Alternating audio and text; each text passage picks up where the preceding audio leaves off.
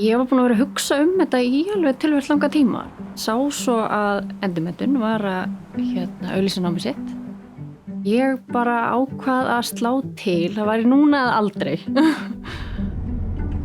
Ég hef rosalegan bílaáhuga líka, þannig að þetta hentaði mér rosa vel. Mér fannst gaman að keyra.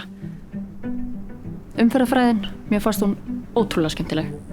Fara í reglurnar allar aftur og mér fannst það æðislegt sko. Og svo voru verklegutímarnir.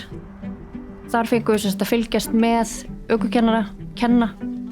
Það kenndi mér persónulega ótrúlega mikið.